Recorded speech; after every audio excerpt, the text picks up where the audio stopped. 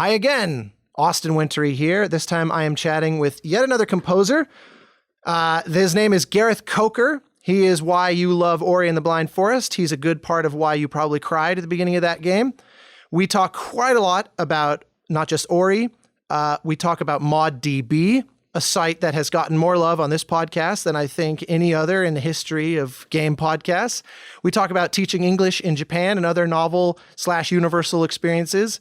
And on it goes. It was approximately 5 hours of recording, so we hope you enjoy it.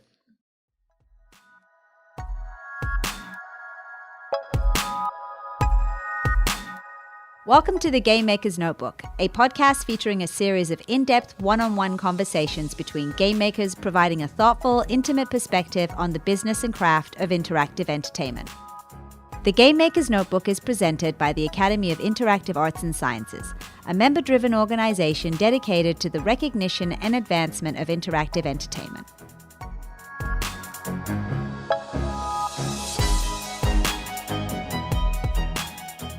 Gareth, Hi, Austin. how are you? I'm pretty good. I'm glad we're through this is like 2 days before E3, and I think Calm before both the of us storm. are through the crunch period and getting everything done for E3. So I'm like, this week has been a quieter week, Yeah, you look, relatively you speaking. look pale and sickly, which means the crunch is just past. I mean, or you're British. It's probably the latter. Yeah. Understood. Well, there's a lot that I am excited to get into, but it seems it's customary to give us just kind of a little bit of a background. In particular, I think you and I have a similar arc where we worked for a long time in total anonymity, and then one particular project seemed to kind of overnight change that. And so give us the pre-Ori anonymous Gareth snapshot. So I arrived in America in 2009, did the USC film scoring program, the same one you did, I think. Mm-hmm. And then after that program, it's like you're out in the real world. Yep, exactly. I did do a little bit of interning and assisting during that program, and long story short, I figured out that I wasn't a very good intern or assistant. I worked better for myself rather than other people. So then I was like, well, I'm gonna have to figure this out pretty quick, because if there's one thing about living in Los Angeles, it gets expensive really quickly when you're not earning. Or when earning. Yeah, right. Out of curiosity, actually, you hit on something that I'm curious because I relate to it, but I want to know more about to what extent. Yeah. What made you a bad assistant? I think We're just going to ruin all future employment prospects in this sector right here. I think it was partially an age thing. I was like 26, and I was like, man, it's going to be like 3 to 4 years before I feel like I get to do anything actually musical at this place. Maybe that wouldn't have been the case, and probably that was a poor attitude to have, but that was my attitude at the time. Right. I think if I'd been 22, I'd have been like, well, whatever, I'll just do whatever. I'll go and do whatever this person says because I don't know any better. Yeah. But it was like on a knife's edge. It's like, was I gonna go it alone? Or was I gonna help someone else? I chose to go it alone. As for what made me a bad assistant, partially like a lack of patience. And I think I just wasn't that engaged with the work I was doing. Was it like intern, get the coffee kind of stuff? Get the coffee. I think the most memorable thing that I can remember doing was taking CDs from this person's library of CDs and importing them into iTunes. It was literally like a stack. A time-honored composer assistant stack of 1,000 CDs, and I was like, I'm not sure I want to do this. And who knows? It could have led somewhere great, because I mean, the composer in question was very, very A-list. But I just made the decision to go by myself. Well, if it makes you feel better, you had a little bit of technological foresight, because I don't think any interns are doing that job anymore. I think Right. I think CD importing is kind of a yes, museum Spotify job. has removed that job. Yeah. I think Spotify and YouTube. Yep. And I think the other thing is like, also, I mean, I was commuting an hour and 15 minutes for that. I was like, this just isn't worth my time or the expense. I'll take the risk and go it alone. How soon after USC were you at that crossroad? I mean, I had one internship like during USC that lasted like 3 to 4 weeks, and then I had one that was like 2 months for like 2 months immediately after finishing the USC program. Then I left that basically in the July after graduating, so it was basically 2 months after graduating. Wow. Okay. Yeah. So this was a decision. It's funny because I actually, when talking to students, something I tell them that I didn't realize how well you exemplify is, because of the freelance nature of this work, if you don't love it in general or some aspect, you get that feedback immediately. Yep. And I'm always saying to them, that's a feature, not a bug. If you're not cut out for something specific, just emotionally or whatever, socially, or whatever the metric is, the industry, the kind of your happiness level will tell you pretty instantaneously. You don't have to draw paychecks twice a week for 10 years and then look back and go, oh my God, I'm so fucking unhappy. Yeah. I mean, like with the figuring out of like my approach to assisting, I've told other composers who are getting into the business, like, look, there's nothing wrong with assisting, but you have to love it. Like you have to want to do it. Otherwise, what's the point? Yeah.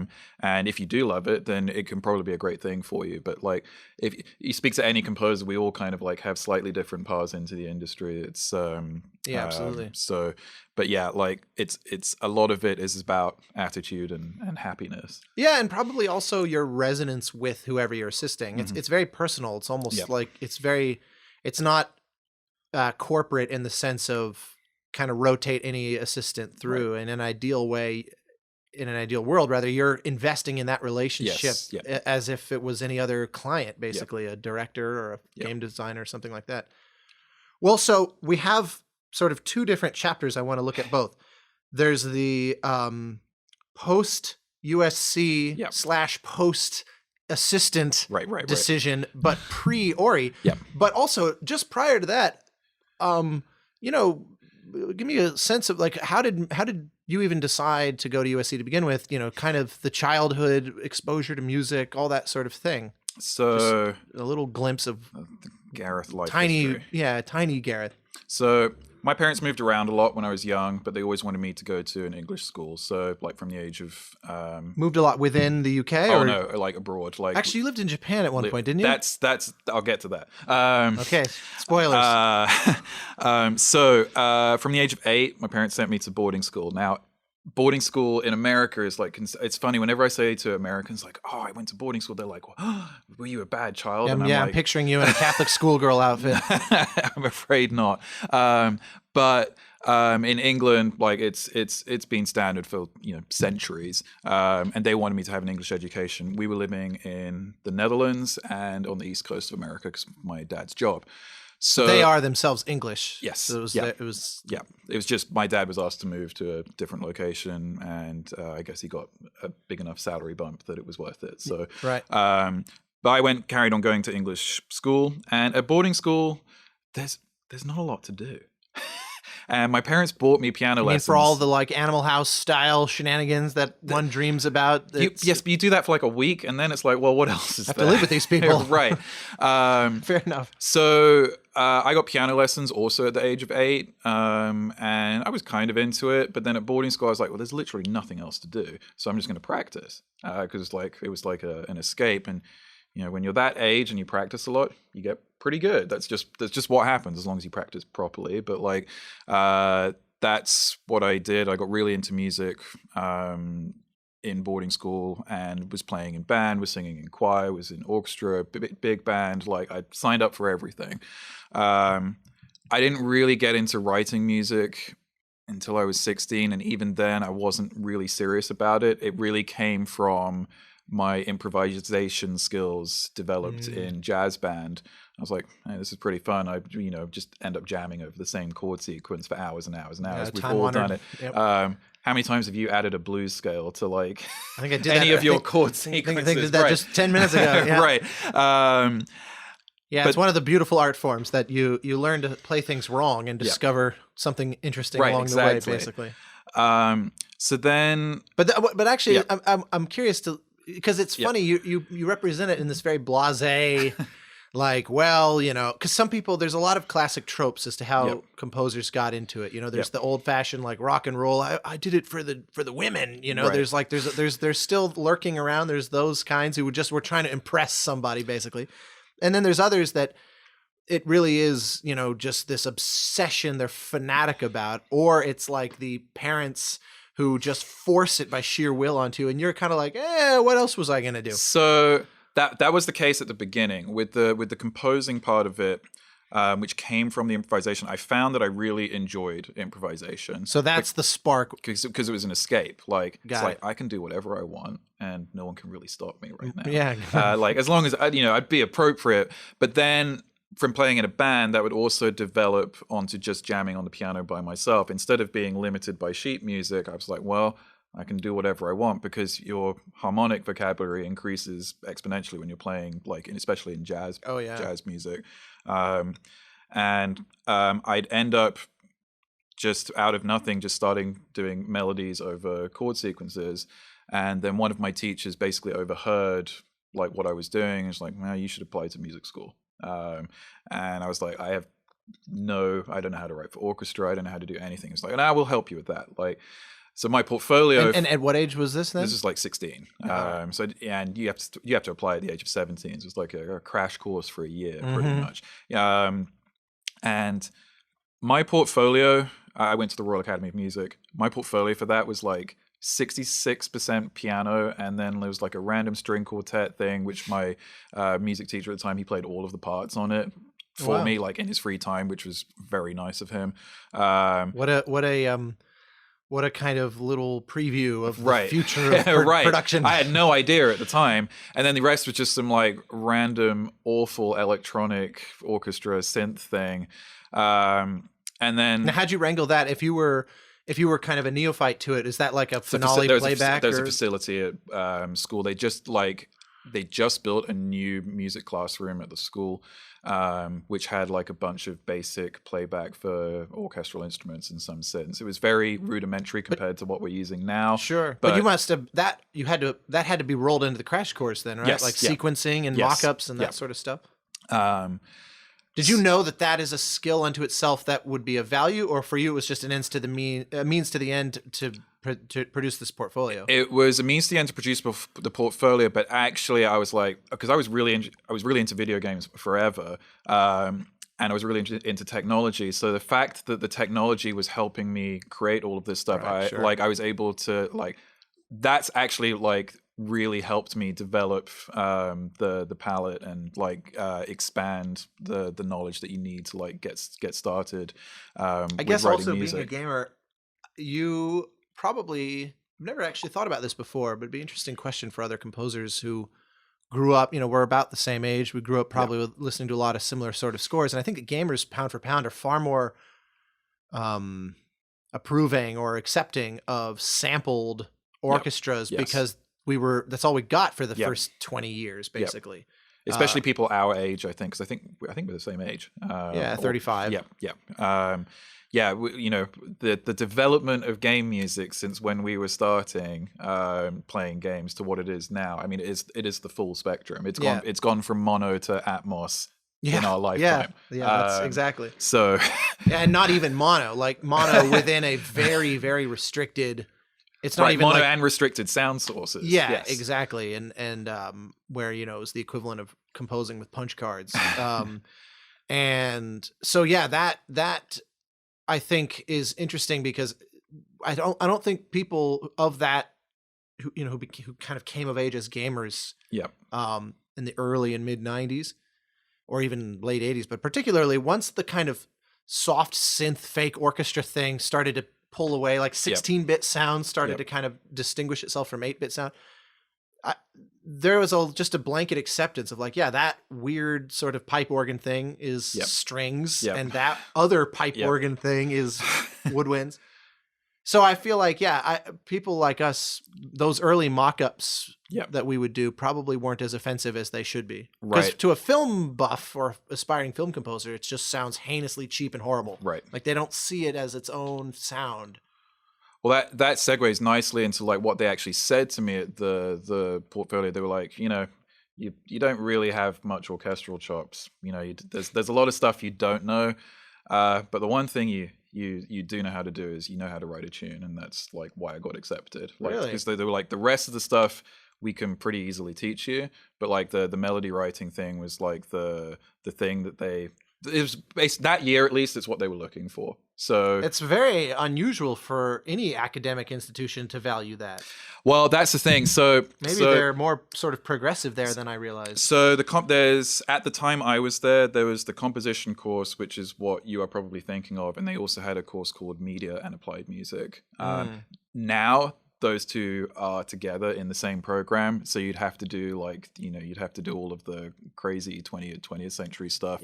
But no, the Media and Applied Music program was explicitly for the kind of music that we are writing in general. So it's probably worth a little disclaimer for the non-composer nerd community listeners of this to kind of get what we're talking about, because the short version is that the history of music education for the last 50 years it's been kind of the last bastion of those various forms of classical music that audiences universally hate.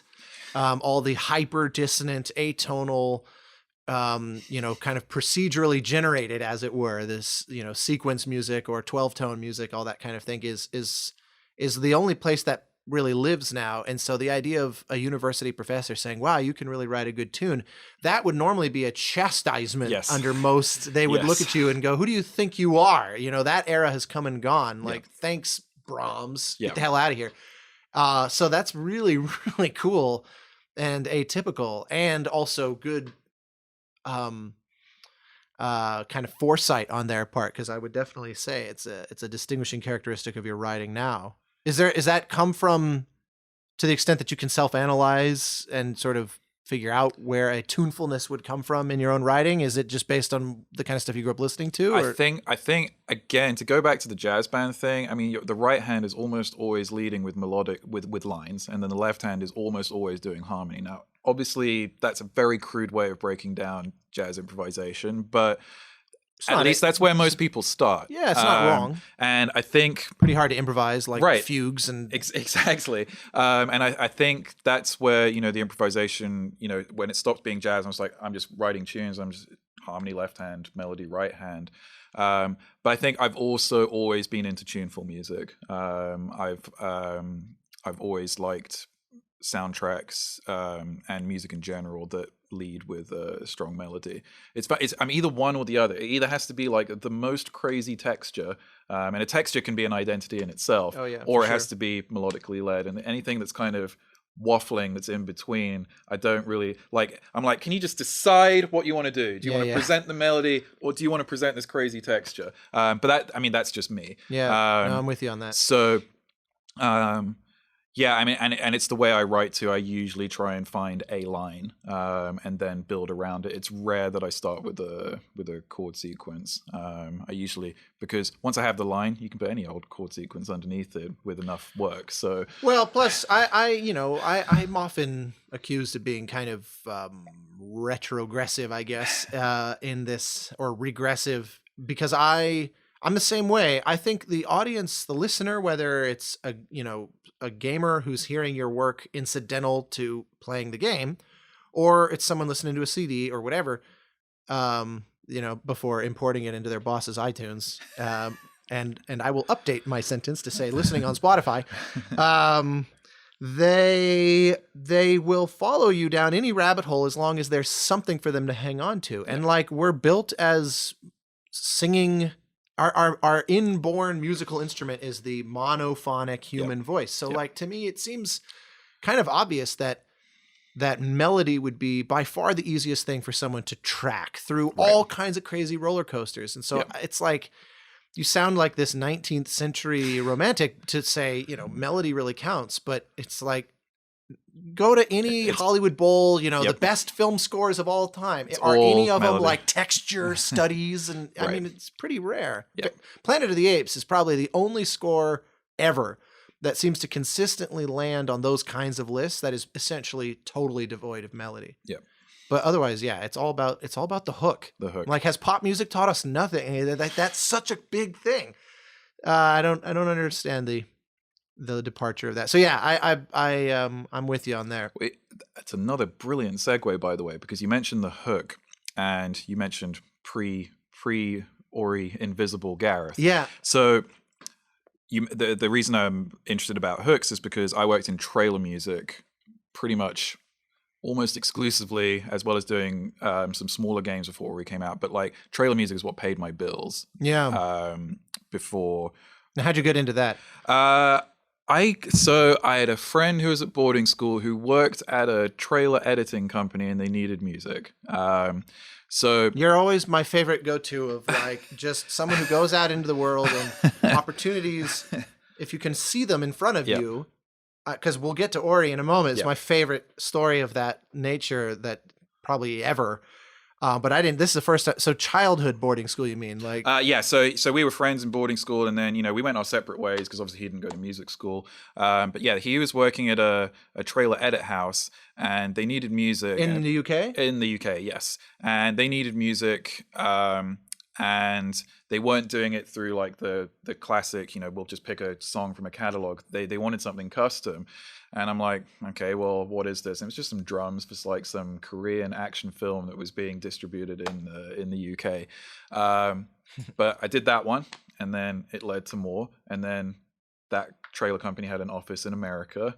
And so the cool thing about it is that I was basically working with the trailer people who were cutting the trailer directly. There was no middleman. Oh wow, that's unusual. So the license was, yes, it is very unusual. Now these weren't for like the massive trailers. These are for like independent films. But that's the thing. There's like a whole market. Everyone sees all these massive trailers with the same big 2 Steps from music. Hell and But there's a whole market underneath there, and that like honestly, I think that probably saved me for like from going bankrupt like for those like 4 to 5 years, because they would come in like 2 to 3 every month. And it's a 2-minute piece of music. Right. Of course, typically 2 minutes, but with 40 trillion revisions. Nah, usually only 3 or 4. Oh, well, lucky you. Because they were cutting to the... that's why. They were either cutting to music, or it was a case of rip off the temp, which they'd already cut to. But they often... there was one specific case, they were like, yeah, we can't afford to license this Led Zeppelin track. And I'm like, yeah, I bet you can't. So they were like, how close can you get? And I'm like, well, I don't want to get sued. But, we can put a guitar and some drums and we'll just see how it's feel. They wanted the vibe. They didn't need the actual song. Right. So I'm just like, let's match the tempo and we'll probably get everything to fall on the right beats and the rest is done. So there's like lots of little jobs throughout the year. So between that and selling music on royalty-free music websites, which actually I got in just before like everyone was getting in. Yeah, before the massive market glut. Right. And yeah, that has added up. I don't do the custom trailer stuff anymore. But between that, royalty-free music, and I have some stuff on library music albums too, I was able to have an income and not worry about paying the bills. Yeah.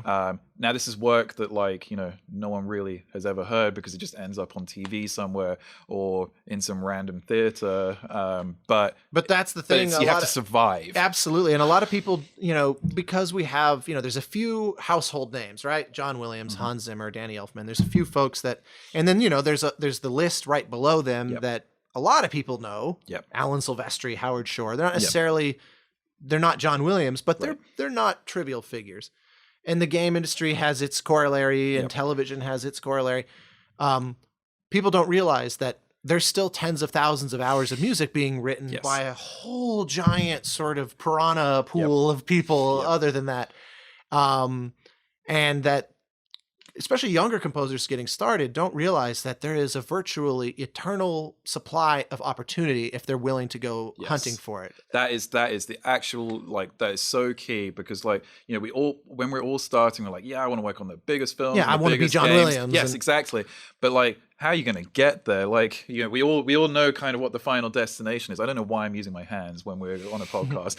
We feel it. We feel the energy, But we all know what we want to. I'm sure Robin Williams used his hands when he was tracking the genie, so it's all good. But it's once you do get started in the industry, it's like, oh my god, I now have to figure out how I'm gonna like at least try and get there. And well, and they forget that, using John Williams as the example, the endless pile of sort of thankless anonymous stuff that he did long before he was John Williams, and not even the Johnny Williams sort of noteworthy jazz musician period too. I mean, it was like Jerry Goldsmith, similarly, he wrote library music for CBS, before he got his own little middling features. It definitely doesn't happen overnight. No. Something my dad always told me is like, just think about, where do you want to be like 5 years from now? And just think about like that, not like 10, 15 years, like break it down into smaller chunks. And that helped me a lot. And funnily enough, it was actually literally 5 years from when I started working full time and then Ori came out. I did have a couple of smaller games that came out. One was called Primal Carnage, which was actually great because even though I didn't get paid up front on that, there was back end on that, which like again helps pay the bills. In fact, I'm still getting checks for Primal Carnage today, which is just kind of amazing because it really was put together in people's bedrooms and was a very very indie team. But all the time, not all the time, but basically from like 2012, I'd started working on Ori, but I had to keep quiet about it because it was pretty much developed in secret for quite a long time. Right. So yeah, that's that. Well, why don't we use that as our pivot then? Because you were grinding along, doing this sort of thing, and obviously you had a thought of, I'm surviving. Yes. But this was also not the long-term plan. I don't think I'd have been happy doing that for my whole career. Yeah. For sure. I mean, the only people that there are people that kind of build up so much. The catalog is massive that it can be sustained. And they build up a lot of clients where they're able to start kind of hiring composers, and they build up sort of like a music company.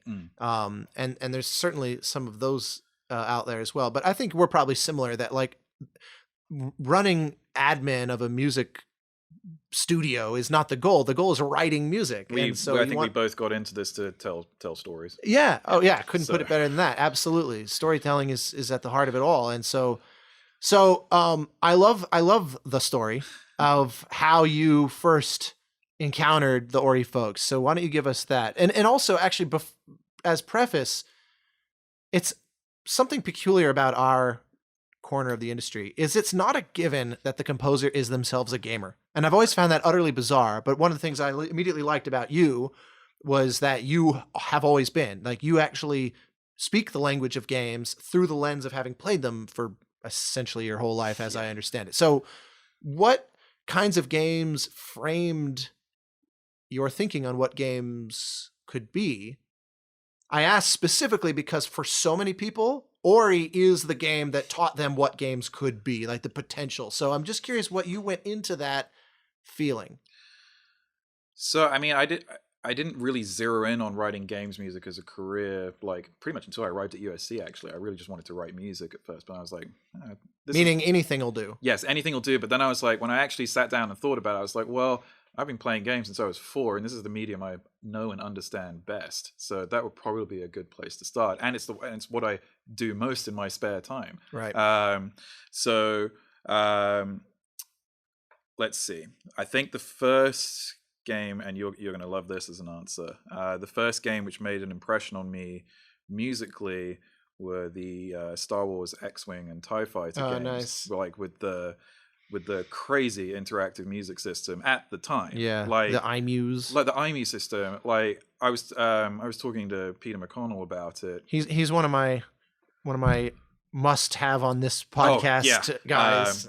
We were in Poland last year for the thing that you're going to later this year. We had a long chat about several things, but like those Star Wars games, those were like one of the first times I noticed music. I was like, that's really interesting. I was too young to really appreciate it, but it did, I remembered that, and I was 9 when they came out. Then I think.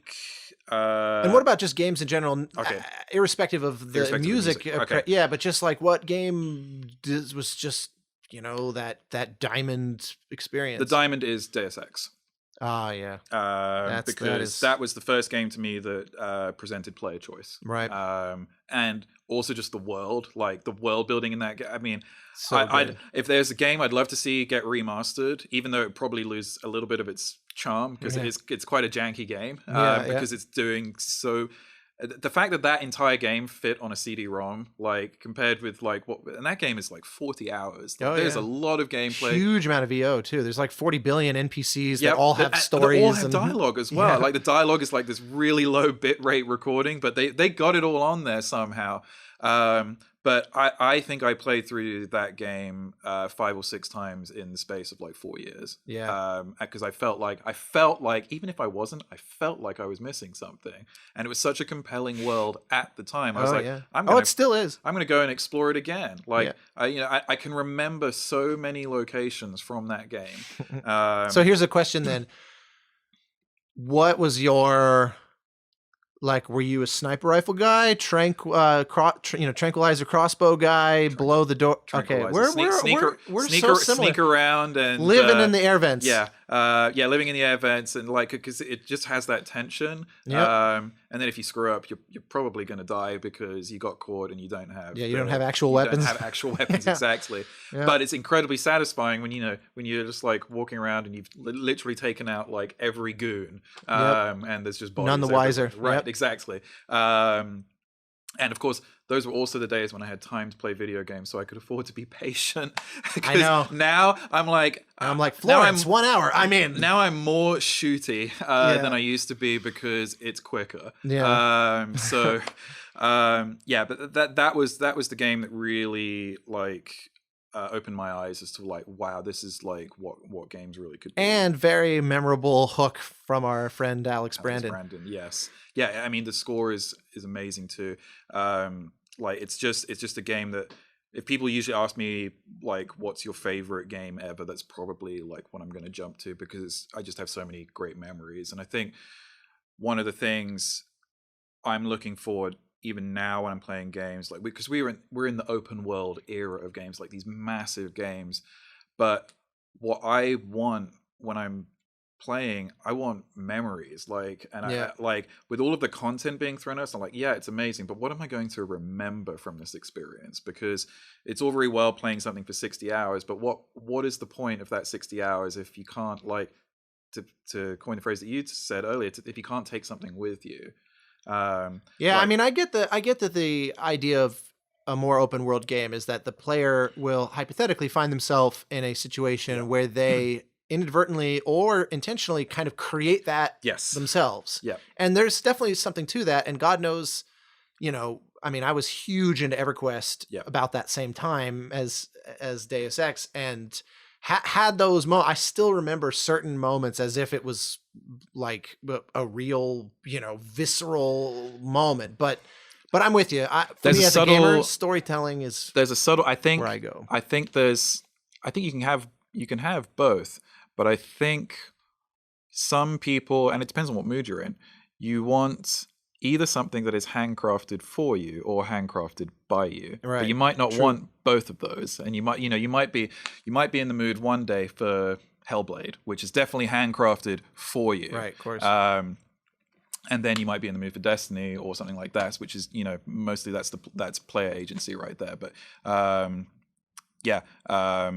there's kind of two different things, and I don't think there's been the game yet which has blended those two things yet with I mean, the sheer volume of content needed. I mean, you obviously have Skyrim and things that or Horizon Zero Dawn that those just throw as much as possible into it, but which is, circling back to music, those kinds of things pose such insane challenges. Because to me, it's all, I don't like systems driven scores. I like bespoke, crafted.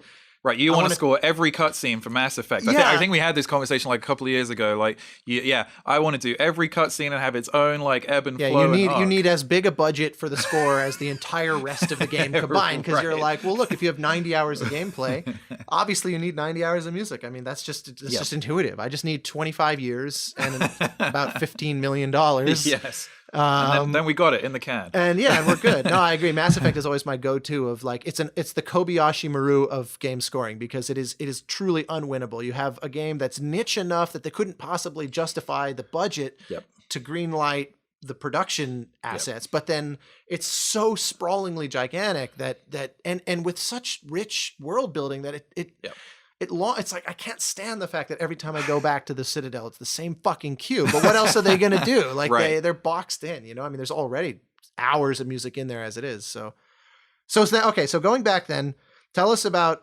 ModDB and your whole amazing tale there. So Thomas Mahler, the director of Ori, I don't know what he was doing on ModDB, but here's one thing about Thomas and the studio at Moon. They're really, really good at recruiting and looking in the deepest, darkest places on the internet for talent. You're all beyond recruited off ArtStation. of 4chan. Right. They will go anywhere. Thomas will go anywhere to I guess going on 4chan is like the equivalent of finding your pilot in the Mos Eisley Cantina. So, exactly. you know. Yes. I had a profile on ModDB. Basically, when I left USC, I put my music like on God knows what website. Like, I was just like, if I put it somewhere, someone might listen. You just never know. Kind of throw a dart and see what sticks. It's as valid a strategy as any. And yet, amazingly, so few composers do that. They either think the world's just going to find me. I'm going to make my website. Like, they don't realize, like, when I'm fresh out of school, austinwintory.com is the lowest value URL on all of the internet. Like, it's just, but I think a lot of people think, well, I went through all this education. Doesn't the world see? If I make a Twitter account, people will just follow me, right? Yeah, exactly. Yeah. Build it and they will come just by default. Yeah. So this, I'm always encouraging everyone, just be unapologetically everywhere that you can, and engage and talk to people. And so I was pretty active on ModDB. I quite enjoyed the idea of the website. It's it's where people either between jobs or like in their spare time would go to create mods for games. And so I stuck some of my music up there, and then the piece that Thomas liked was a piece from a 4-minute student film that I did at USC. Wow. And it's like this super ambient thing. There's literally there's a pad, there's a pulse, a piano, and a plucked thing, and that's about it. And your magnum opus. Yeah, pretty much. He contacted me literally out of the blue and said, "Hey, I've got this game. I like your stuff, and we've got a prototype of this game. Would you like to play it?" And I was like, "Okay." And had you done any games? I know that some stuff came out before Ori, like you said, smaller indie stuff, but had you actually done them yet at this point? At the time, I was working on Primal Carnage, but it wasn't finished. And was that the first one? There was In Momentum was officially the first one, and I was also kind of working on that, but these kind of all happened at the same time. Yeah, understood. But there's a little bit of overlap. But I hadn't finished the game. But the process and kind of the workflow and all that. I had zero experience. Yes, but it wasn't 100% alien either. No, I did do a couple of student games as well at USC, but it was like a couple of tracks basically. Not a full score. Sure. So anyway, he sent me the prototype, and being a gamer, I play a game and I can tell within 10 minutes if I'm going to like the controls, how it feels. I can tell if love has been put into it. I think anyone who's played games, you kind of just know when you're in safe hands, when you start the game. It is rare for a game to start off really well and then just completely lose it. It does happen because budgets and deadlines and whatever, but I played this. I played the prototype of Ori, which, by the way, that prototype looks nothing like what the game ended up looking like because they just didn't have the time or the money. It would be hard to imagine a ragtag team making a game that looks like that. It was all abstract colors and tones and shapes. It was still very colorful, but the detail on the art just wasn't there. Sure. But the controls were there, and the gameplay was there, and the level design was there. And I played it, and I was like, I'm going to do this because they didn't have any money for me to do the prototype. But what Thomas said is if you do the prototype for us, I'll pitch it. Thomas had worked at Blizzard before going it alone, and he had a lot of good contacts. And he was like, I'll pitch it to various publishers, and if we are successful with a pitch, then you can do the music for the game. And he kept to his word. but it was literally a random email out of nowhere from a profile that I created on a website that, in the grand scheme of things, isn't a huge website. It's not a small website, but it's not like it's. You're the only person. I never Right. even heard of it until I heard this story. Well, the there you first go. time. There you go. So, yeah. I mean, you even said it's like people between jobs, and Yes, it's like I exactly. picture the sort of second life of of like people just sitting there commiserating at a bar together, and then in walks this guy that's like Yeah. the cloaked figure that says, "Just take a chance on this, and maybe something will happen." And then of course, But that turned out okay. the funny thing is, I mean, I can trace back every job I ever had to ModDB Well, in games. So so then. I actually did do it. I Even your actually have stand-up career and all the other. well, every job in games, I think almost exclusively. Because I actually thought about this recently, and I actually drew a chart like tracing. I did a PowerPoint slide where I Have you called them and been like, I feel like I should donate money to you? Yeah, or I something, feel like I probably should. you should, yeah. They should, this is where if it was a university, you would, Right. endow some kind of Right. chair or something. But yeah, like it for whatever reason, like that's how it worked out for me, and it was just from a random email. Like the site facilitated it. It was very easy to get in touch with people, and I mean, Thomas to this day still does. He looks for artists the same way. I mean, he just goes through random portfolios on ArtStation, and we've one of our artists, I think, like he had zero experience in games, and Thomas, I think, just saw like he had like just four pictures on ArtStation. Was like, I'm going to do a test this guy, and he passed the test, and he's been working for us for like 3 years, maybe 4. Like, Wow. and that open-minded approach is to finding people to work on your game is why I ended up on Ori, and it helped that I nailed the prototype, because obviously if that hadn't worked out, then I wouldn't be working on it. But This is why I was curious to get so much kind of background, because sometimes,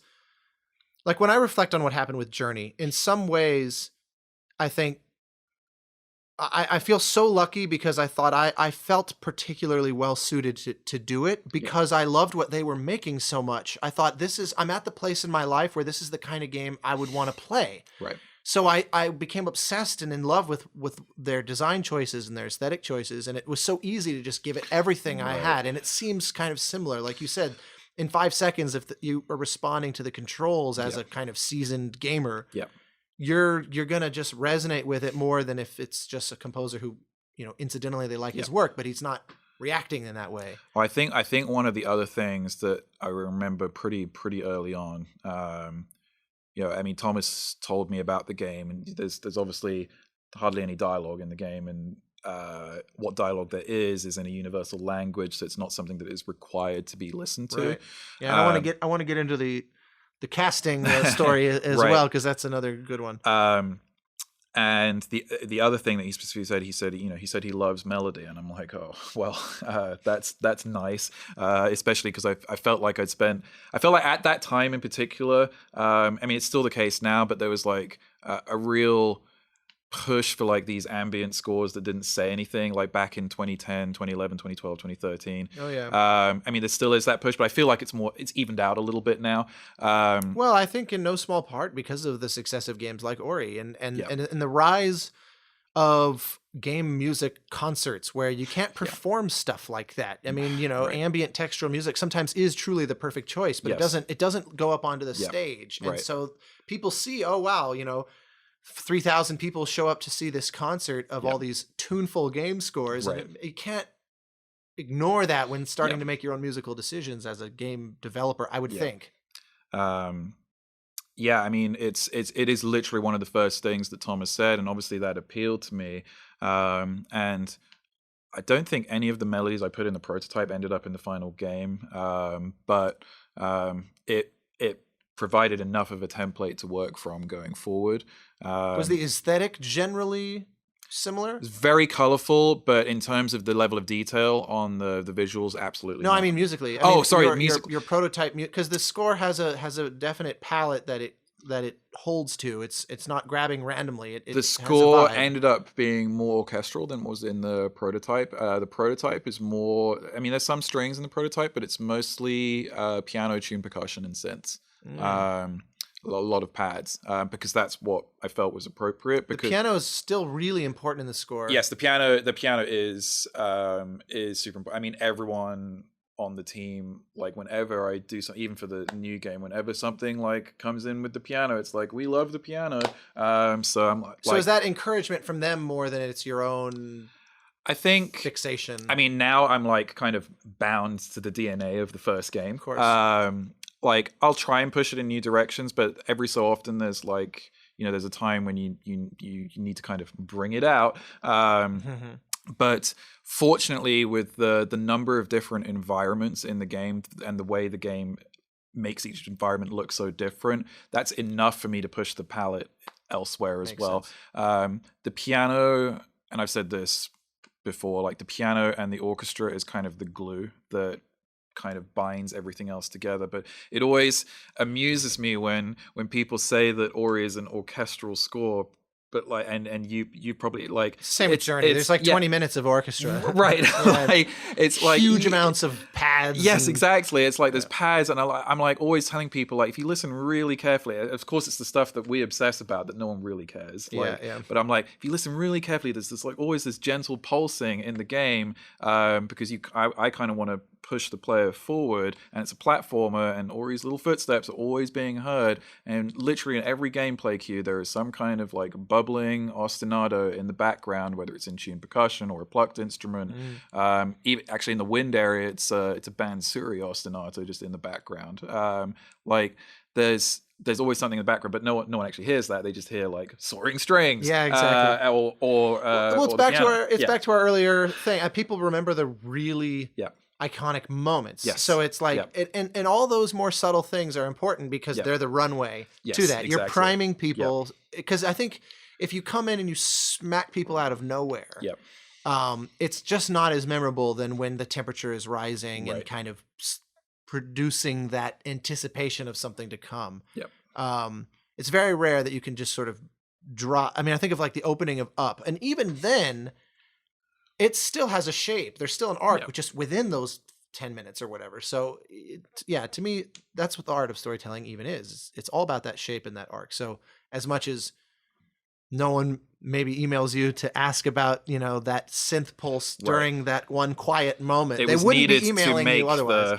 It was needed to make that moment. Absolutely. And my favorite was that did you find that out as part of the process? Because this was years of your life. So was that a discovery, or did you feel like, I know what this needs, and it was just about execution all that time? So I think I really started to understand what the game needs, and it's the most famous sequence from the game. But it's not just the water chase sequence. It's everything that leads up to before that. So once you're inside once you enter the Ginzo tree right at the bottom, like it's very linear. Like it's kind of it's the end of Act 1. And that whole sequence from like when you enter the Ginzo tree, then you do the chase, then you have the cutscene on top where you're introduced to Kuro for the first time, and then Ori falls down, and then Ori wakes up in the swamp, which has now got clean water because you've saved the Ginzo tree, which is the source of water in the forest. That to me was when I realized that was one big sequence, rather than just like, here's level 1 of the Ginzo tree, level 2 of the Ginzo tree, then we have the boss fight, and then we have the cutscene.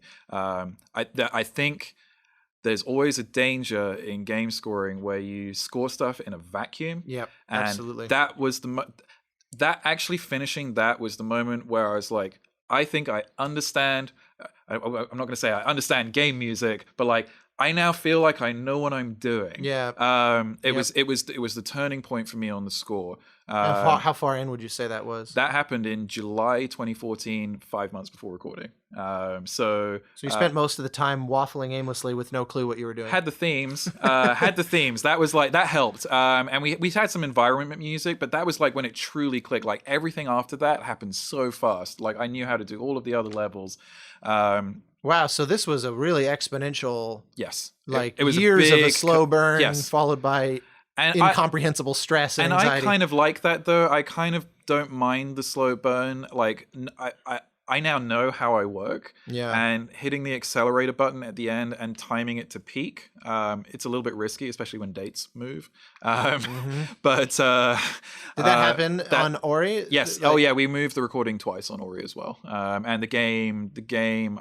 I think the game was originally scheduled to come out like a year and a half earlier than it did. I can't it's remember. a very exactly. normal game then. Yes, exactly. But you know, it's all good. Now, was the budget for the orchestra and the overall kind of production finesse, was that built in once they had their publishing deal, or was that something that was in flux and you didn't know? It was established at the beginning, and it was immovable.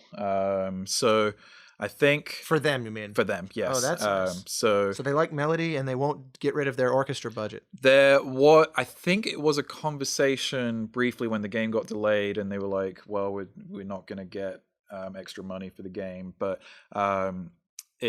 the orchestra didn't get cut. So 5 people lost their jobs so that you could go to Nashville. No one lost their jobs. I think they just went missing. I think they just banked. I actually think if anyone lost their jobs, I think Thomas and Gennady just didn't pay themselves. Yeah. It ended up working out. But yeah, that moment, like when I figured out that the Ginzo Tree was like one, I don't want to call it a symphony because it's not that, but it's like one suite of music. And it's actually made up of about 8 different cues from like the bottom of the tree to the very end when you wake up in the swamp. All under the hood. In other words, your epiphany was that the player would perceive it as one unfolding moment and not interlocking sequences and ideally you'll never hear, and actually I don't think you never hear the transitions between one cue and another, because we didn't have any middleware on Ori. Really? It's like directly in Engine, or directly in Unity, which is wow, you must have taken it to the absolute breaking point of what it can do. We had very good programmers who were like, and I guess I wrote the stuff up in my PDFs clearly about what I wanted. But the other thing is you never really hear the transitions because they're almost always covered up by sound effects. You're right. Yeah, it's a noisy sequence. I mean, even before that, like when you're opening doors, like when a door opens, change the music. When you pull a switch, change the music. Like I'm looking. It's the same in a movie. Like you come in under the gunshot or the door slamming shot. Like every time, I mean, even with the game now, I'm like looking for those moments, because when you have music all the time, it's like, well, where can I change it? And Ori is wall to wall. It's kind of part of the DNA of the game. We're not making the kind of game which doesn't have. It would be a very different game. It would feel very different, and you could make it that way, like if we made it like Inside or something. Yeah, exactly. But we're not making that game. It's it needs I hope music. on ModDB somewhere someone is making the Playdead style Ori remaster that's just horrendously depressing and more depressing than the first act than it is anyway. Yeah, exactly. Well, yeah, it's just all like muddled color. Right. Not that there's any real disparity between those two in terms of difficulty. Right. I always love using Ori as an example for people when talking about true victories in game design, and that the controls and also just the kind of gameplay death respawn loop is so satisfying, because to me, punishing really hard games with a long loading time. That with long loading to make you think about how bad you suck. Yes, I'm looking at Bloodborne. Yes, or to me, Cuphead was the real, because I was one of those. I loved it.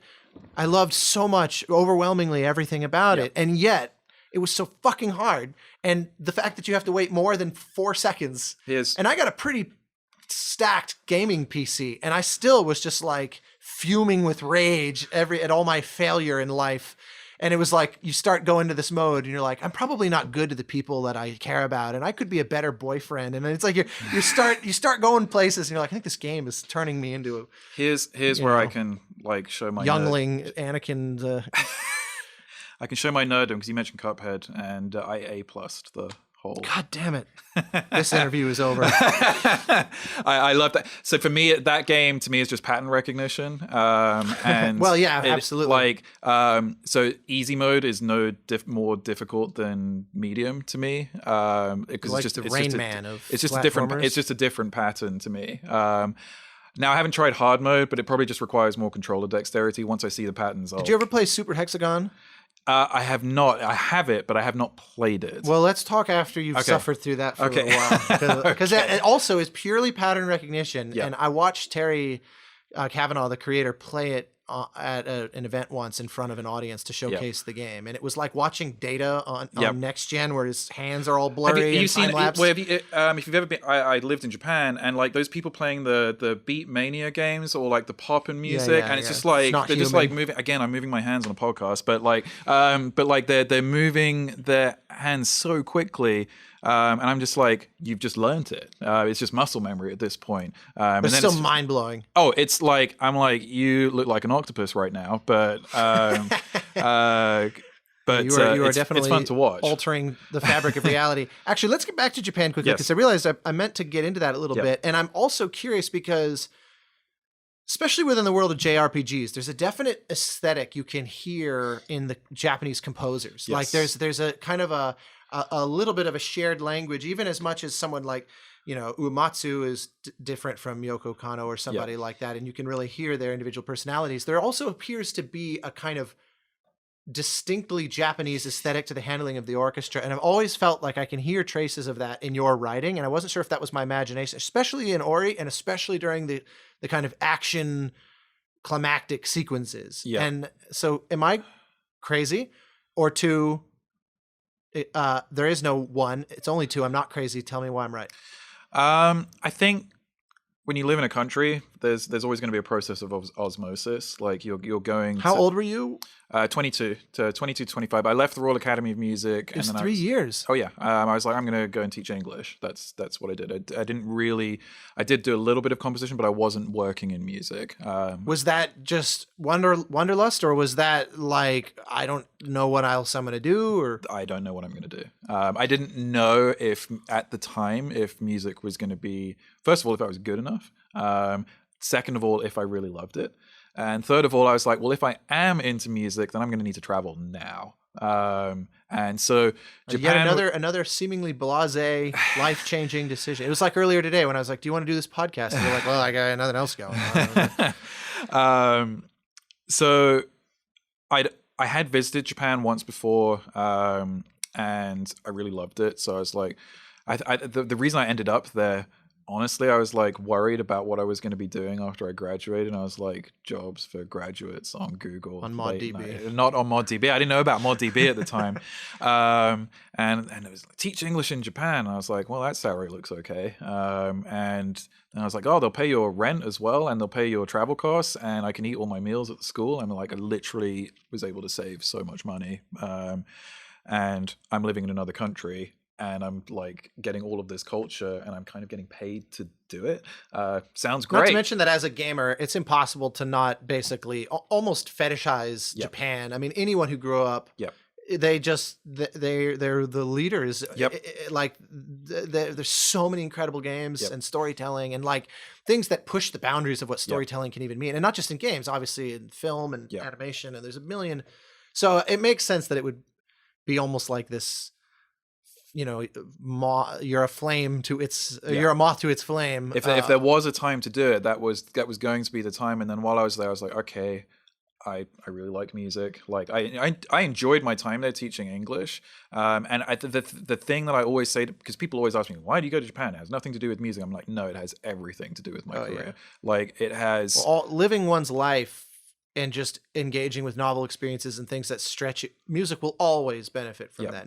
So there is no way to just be independent of your musical growth. I think the biggest thing I learned there was Japan is all about the team, all about the group, and that is exactly what we are doing.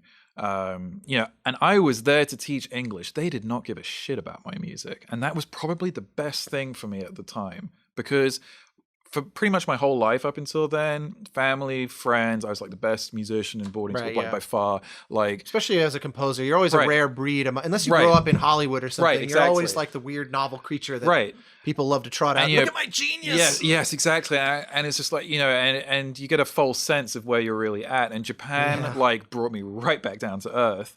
And I was there to teach English, and the two things. Not to mention the like per capita musical prodigies. I was like, I mean, the kids there are really, really good at music, and I was just like, well, I'm not even here to do that. So, but I learned not only the value of helping the group, because that is what we do. We are part of a team. We're not just, much as we like to think of ourselves in our ivory towers and composing away, we are part of a team that is telling stories.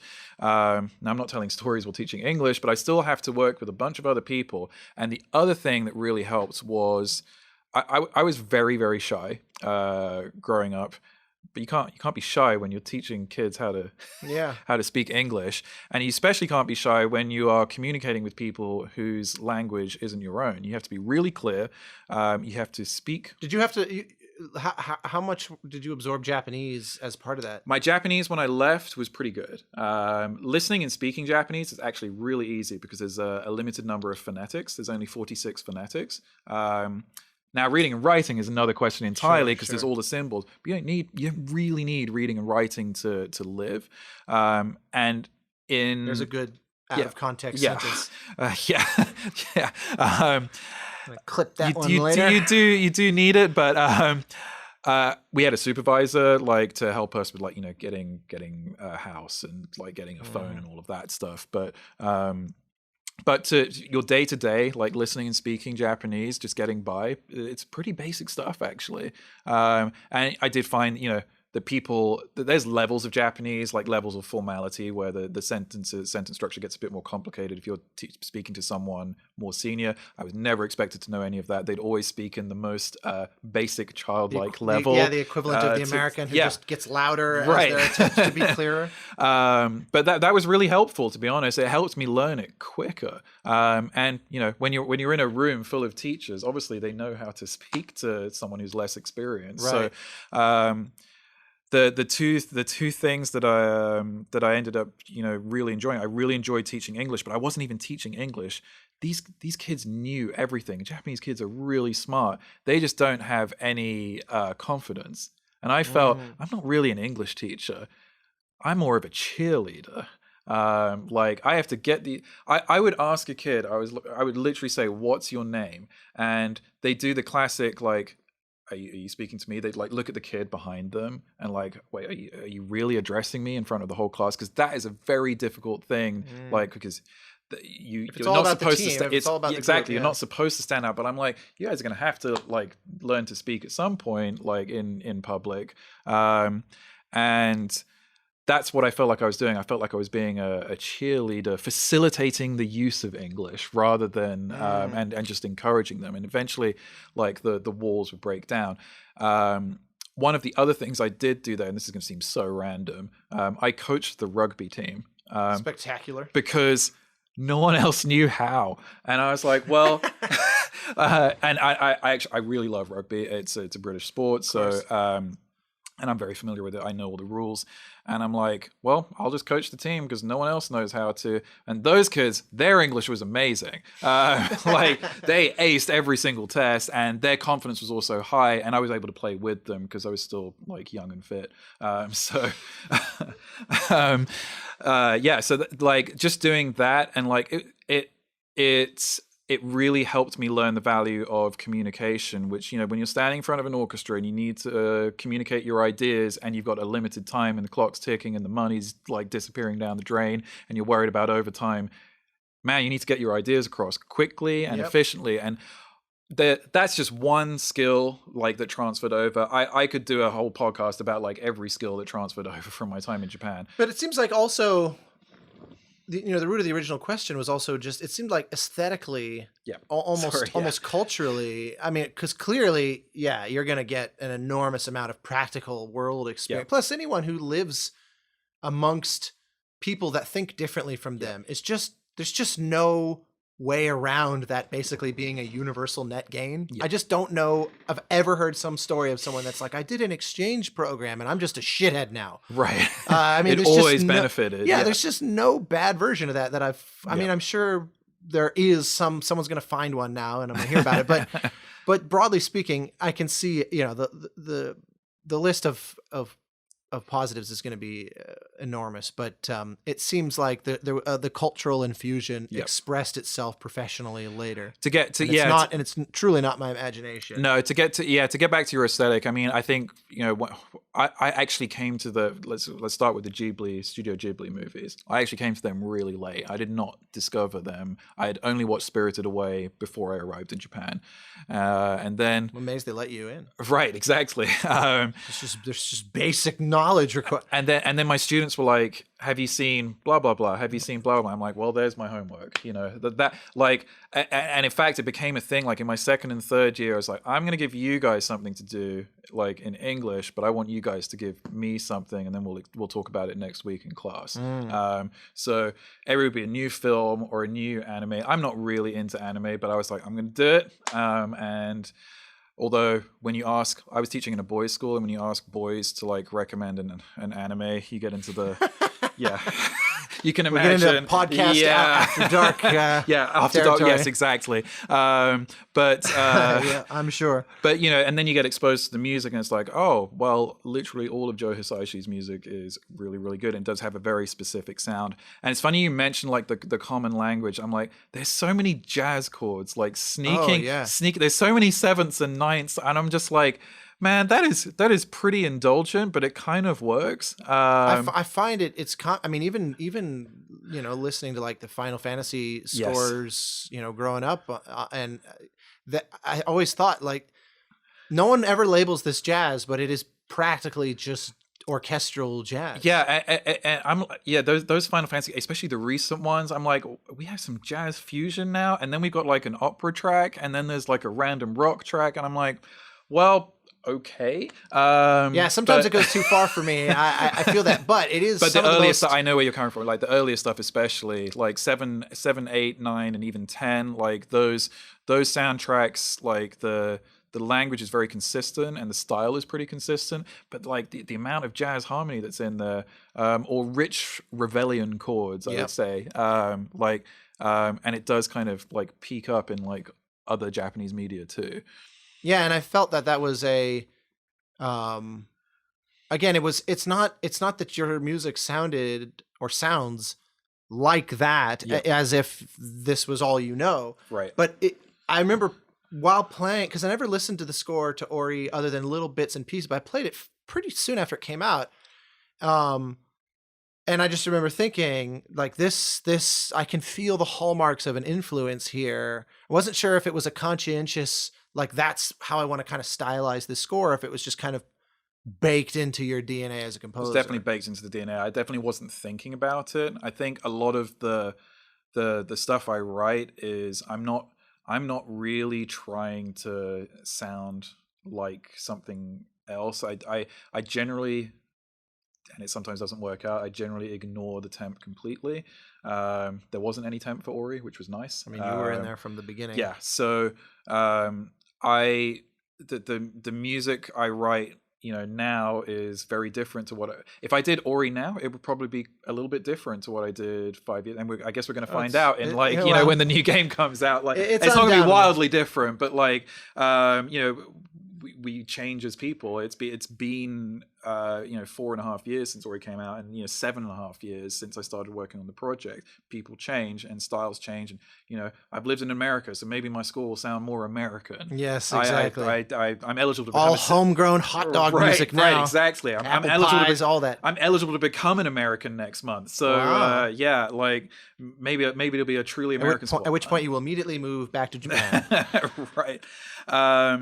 But I think I never set out to like try and emulate anything. I think scores that are the result of a process of osmosis are actually really interesting, because like if that's what you hear, then that's really cool to me. But like I think I put out a tweet recently, or retweeted someone that said someone compared Ori and the Matrix soundtrack, and I'm just like, Yeah, that's bizarre. and I'm just like, The Matrix, known for all of its great melodies and but my publicist followed up with the journalist, and the journalist is actually going to like forward me like the specific references. it's going to be like one chord. But that's I'm like, hey, They're going to go, it's all that background pulsing. right. But I'm like, that person heard what they wanted to hear, and you know, if that's cool to me. I've certainly been on the receiving end of those kinds of where you just go, how did you hear that? Yeah, what? Yeah, not even how, as if it's something hidden, but just like where. That makes no sense whatsoever. But I'm like, hey, I'm going to retweet that because Ori and the Matrix, whatever, sure. Yeah, no, for sure. Well, so I mean, there's a lot I want to hit on. I'm gonna see if I can kind of lightning around this. I think there's a funny story. I'll bring myself into the narrative a little bit because I'll never forget. I had heard who you are simply because the extended network of USC grads is relatively small. And especially since you were, I think, only 1 or 2 years after me, and I had a better sense of who the recent grads were when I was myself basically a recent grad.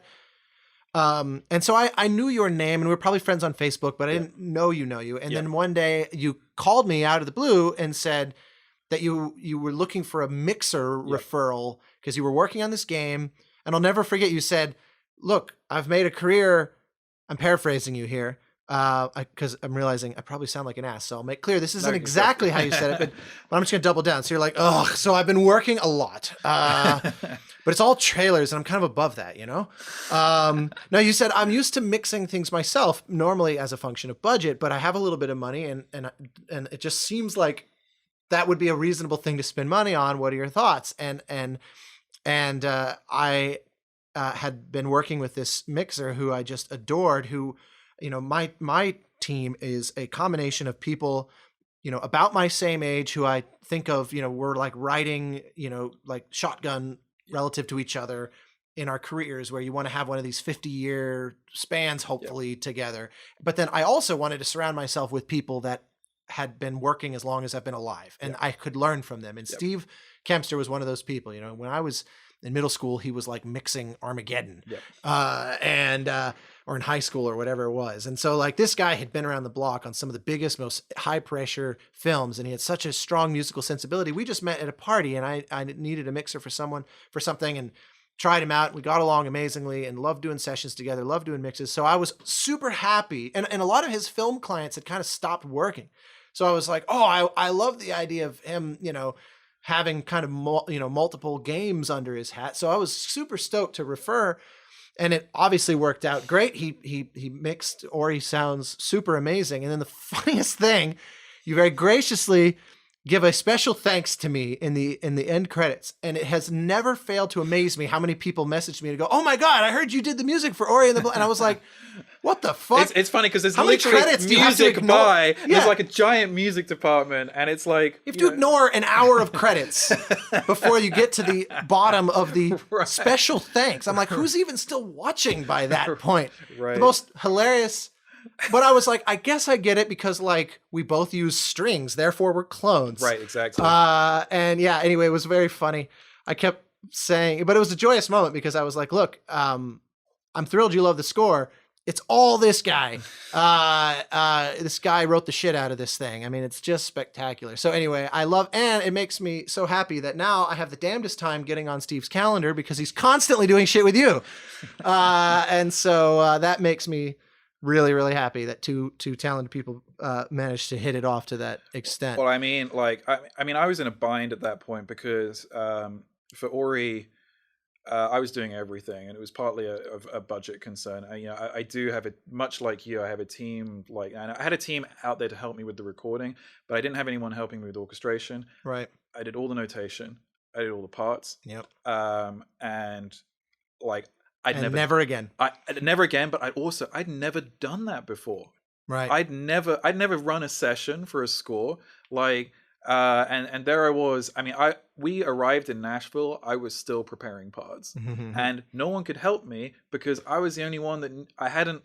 It was too late for delegation. Yeah, exactly. So I was like, well, there's only one way this is getting done, and it's me staying up all night.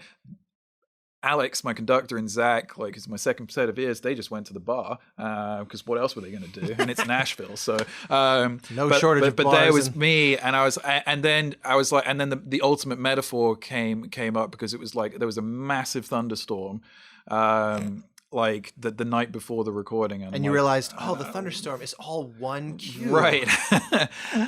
Get it now. But like I was doing everything, and I was like, I'm not going to be able to mix as well. Like, I mean, I probably could have, and it would have been fine. But like, just being able to like not switch off completely, but just like take a step away from the project. Well, and let someone hear it who doesn't have years worth of all this built up bullshit that biases like, oh no, that little third note in the middle of the chord is everything. And if I lose, and they're like, no, this is what counts here. And I knew I was, you hit on that really well. Like I was kind of aware that would be a problem.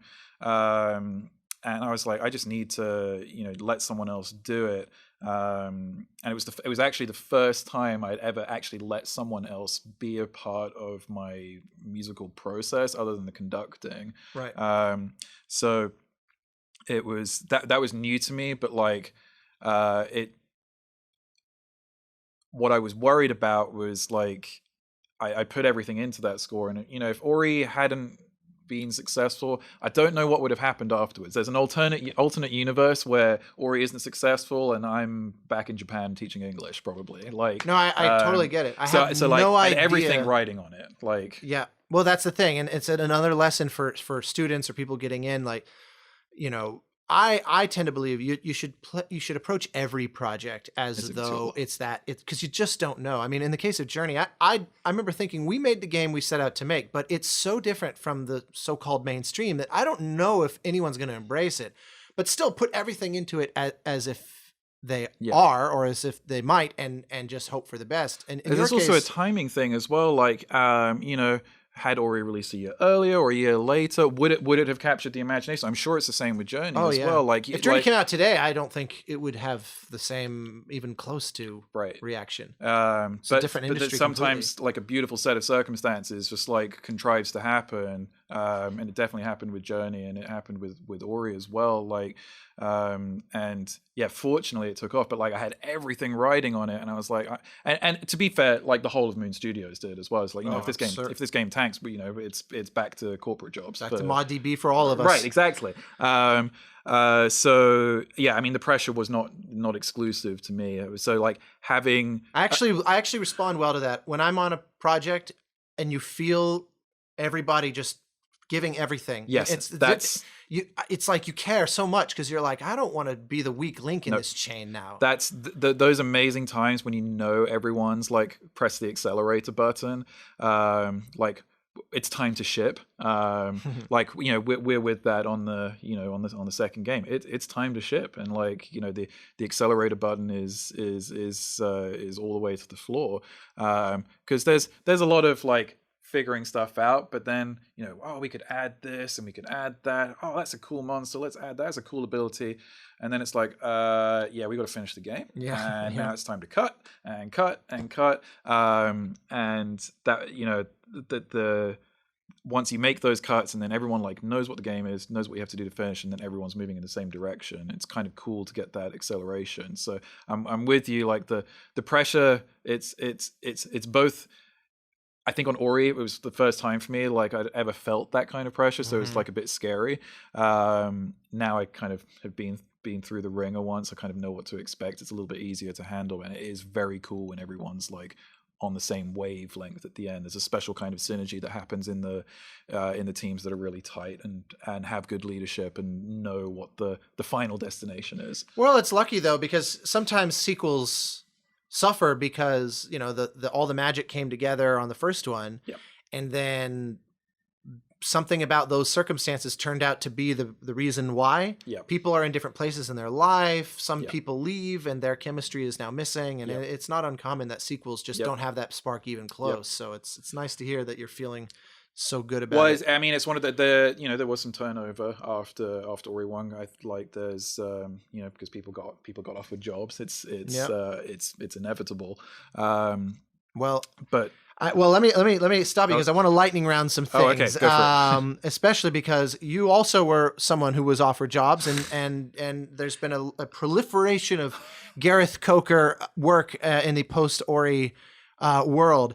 One that we could easily talk about, but I'll let people go listen to the annotator of the Ark Survival Evolved score. I love it, and it's a great testimony to your thematic writing, because there are times where I'm sitting here and I'm trying to do something and the back of my head is going da, na, na, na, na, na, and I'm like, God damn it, leave me alone. So really, really great score. People should go check out. One I want to ask you about, because it's also great and I know nothing about it, and it's a good chance that people don't know either, is Mean Greens, because it is the most infectiously fun thing ever musically. And that struck me as one of those where I thought, this is a small game that you're injecting an enormous amount of life into, where you have a shot at really raising the production to a whole new level. And so just, we don't need to get too far into it, but I just want to know a little bit about that, because it's one of those that I just love. So Mean Greens was the second game from the guy who made Primal Carnage. He's like, I want to make this fun, wacky shooter with the army soldiers. And I was like, that sounds... the classic toy soldiers on the little stand. And I was like, that sounds absolutely wild. And I was like, well, what kind of music do you want for it? And he referenced all of this Pixar and Disney stuff. And I'm like...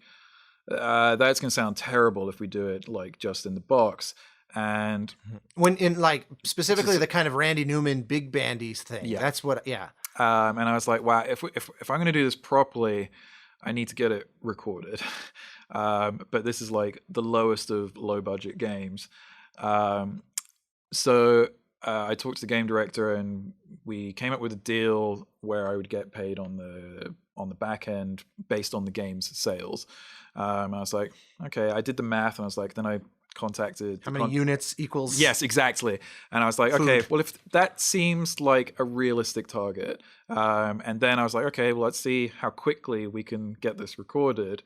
By this time, I'd done a couple of sessions with Alex and Zach, and our chemistry, especially in the Nashville players, because we've recorded them so much, is exceptional. Like we're fast anyway, but like we're really fast with them, and we just kind of know like how it's kind of a telepathic thing at this point. I'm sure you have the same thing with your crew. That's why you stick with them. We recorded the entire score for Mean Greens in 4 hours of recording time, which is really stupid. But like it's literally because it's 60 players. Like and that score really has no. That game does not have the budget for 60 live players. But I was like, whatever. Ori's just come out. Things are looking a bit better. I'm probably going to be okay. I don't have to go work. This is where you're stupid. Most people go develop like a Coke habit or whatever, and you're like, I know, 60 players on Mean exactly. But I was like, you know what? You only live once. Like, what? I get a chance. I'm pretty sure like the chances of me getting to even write like this again are going to be quite rare, because it's not really a style of music that is asked for very much, and it's completely off. One of the tracks is literally called Off the Rails. I mean, the whole game is off the rails. It's bonkers. Yeah. I mean, one of the levels takes place in a bathtub and there's rubber ducks going around. It's Capture the Flag. Like and I did a take on Ride of the Valkyries for the music. Like it's Ride of the Valkyries crossed with Pirates of the Caribbean. I mean, it's deliberately paying homage to all. It definitely references a lot of stuff, but I was like, this is just fun. This is like it's actually what I needed. Yeah. Coming out of something that I'd invested a lot of time into. This is actually a really quick turnaround. We recorded Mean Greens in like July 2016, I think. I think that's right. July 2016, and then it was out in like December 2016. So. And so I'd had a year out like from Ori, and I was still doing like the little DLC for Ori, but that was only like 15 minutes of music. Right. So this was like a nice thing to jump into. It's like 11 or 12 tracks, and it's just a completely different style of game. Well, it makes me happy. It was just one of those that, because sometimes there are people that are, in our world are effectively kind of one-hit wonders. And that's true for developers and for animators, any field can potentially have someone that just gets lucky, strikes gold, and then somehow they kind of just disappear after that. And you always wonder, like, I wonder how they're paying rent now and stuff, because especially if they really did something extraordinary. And so it has made me happy. Obviously, you've collaborated a lot on the Minecraft franchise and worked with Insomniac to bring it to the home of this podcast with Ted. Obviously, the next Ori is coming soon. By the time this is audible to people, I'm betting it will still not be out, but never underestimate the evil, nefarious Academy of Interactive Arts and Sciences and keeping us under wraps here. You can't hold us down. So yes, we will avoid spoilers. I know that you're one-upping everywhere you can on the next one. I'm sure it's going to be really exciting. One last thing I just want to hear your reflection on is because you tapped on something that is always wonderful to hear about. You mentioned this concert in Poland that you did last year. Where it was a whole concert of your music, and you were sharing the festival with Peter Mcconnell, who is one of both of our. I literally have the Grim Fandango vinyl sitting about 4 feet away from us right now, like that. Childhood heroes of both of ours, and certainly speaking for myself, becoming friends with him is one of those surreal windfalls of my career. Going okay, because I think I've practically worshipped this guy for like 20 years, and now I get to call him a friend, and that's utterly surreal. And so similarly, seeing his music celebrated in this way and then having your own, side by side, just give us a sense of what that was like and how it felt. And also hearing music that was written to come, in overly reductive terms, to come out of little speakers in someone's room or in their headphones somewhere up on stage in a grand scale in front of hundreds or thousands of people. So it's funny because that concert, like I just didn't know what to expect going in. It was the first of it's worth mentioning also. This was a big gamble on their part as well, because they had launched this whole new kind of concert. Brand new event completely. And Ori had been performed. There's a suite of Ori that has popped up here and there, but never a whole concert. Just partially because the arranging work it's no small task, because what we talked about earlier, there's a lot of other stuff that that isn't like a traditional part of the orchestra that needs to be adapted. Well, and never mind the fact that, like, for example, you said your big climactic moment, that's actually, almost a dozen cues all interwoven. Yes, exactly. They're not on the page in a way that you could sensibly input, and people don't, I think, understand that. Yeah, you can't just take the music from the recording session and slap it. I wish it was that simple, but it's just not. Not even close. So anyway, I got asked to do the festival in Poland, and I'm like, where is this place? I've never heard of this city at all. Like, and then you look at how it's spelled. It's spelled WROCLAW. I'm like, Wrocław, and I'm like, nope, the pronunciation of that is Wrocław, and I'm like, it looks nothing like that. And I was like, I don't know anything about this city. I'm going to this place that's in the middle of nowhere in Poland. I'm going to be staying in in some awful place. I had the stereotypical. Yes, I had the stereotypical impression of what it would be like to stay in Poland. It's all black and white as soon as you get off. Pretty much, yeah. I have to be honest. I had low expectations, and I actually told them this in my feedback. Like the festival just blew away my expectations completely. Always easy when you go in expecting absolute horrors. Yes, exactly. But I heard it was truly, by any measure, an incredible it was an unbelievable experience. I mean, I've never felt more welcomed at any event, and I've including this recording. Right, exactly. Sorry, you don't. It's a hostile, very gotcha environment. You need to be offering me 18 shots of their flavored vodka to like. I gave you the ASCAP whiskey. You did have the whiskey, yes. Yeah.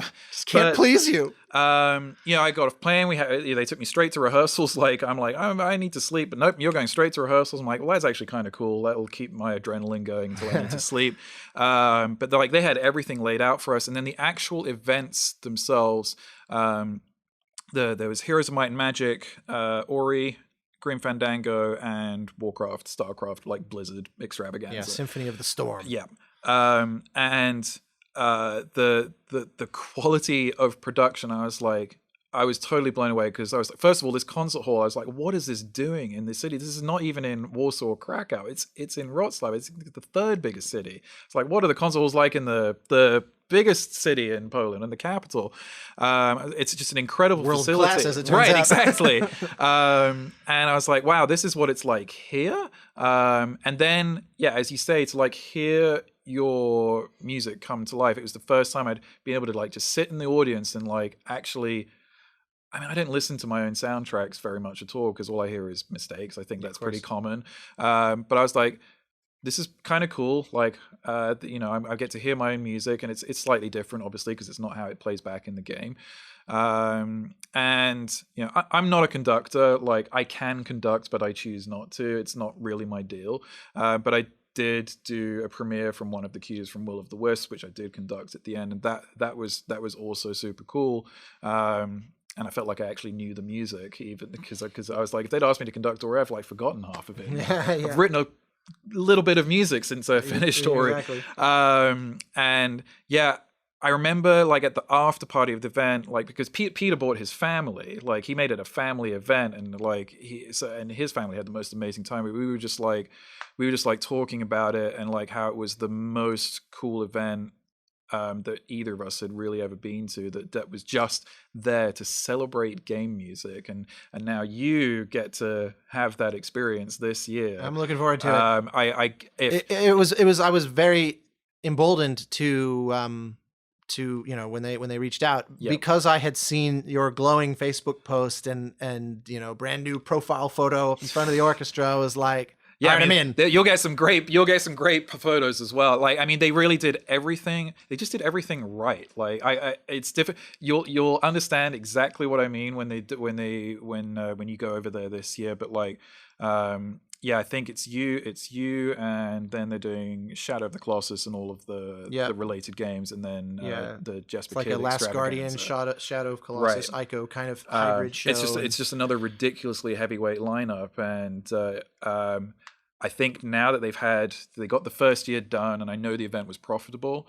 Hopefully they can get more people to the second one, because I think the biggest challenge they have is getting people to this seemingly random city in Poland, because that's what everyone's attitude is going to be who doesn't live there.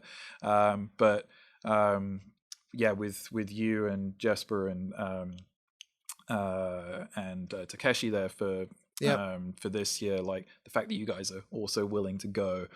It's funny, he actually really emailed me, TK, the composer, Last Guardian, emailed to say, hey, I was invited to this thing and I see you're doing it, so what do you know? And I was like, Gareth loved it. That was about all I had to say. Yeah. And Neil loved it. I'll be shocked if you don't love it. Oh, I'm sure I will. Just prepare your stomach for the vodka. Noted. Poland has this selection of vodka. There are 18 different flavors. I think there might be 21 now. And I managed to sample every single one while I was there. So. Just prior to jumping on stage. Yeah, pretty much.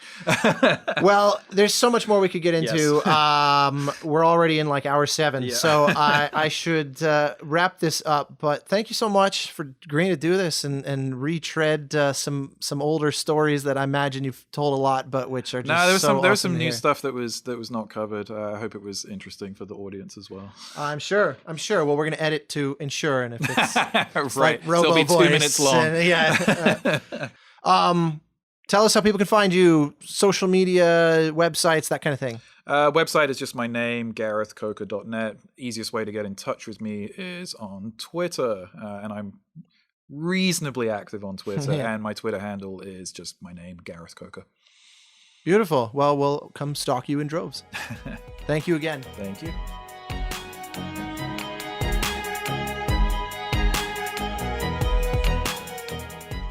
Thank you for joining us for the Game Maker's Notebook. For more information on the Academy of Interactive Arts and Sciences, our podcasts, and our other initiatives, please visit www.interactive.org.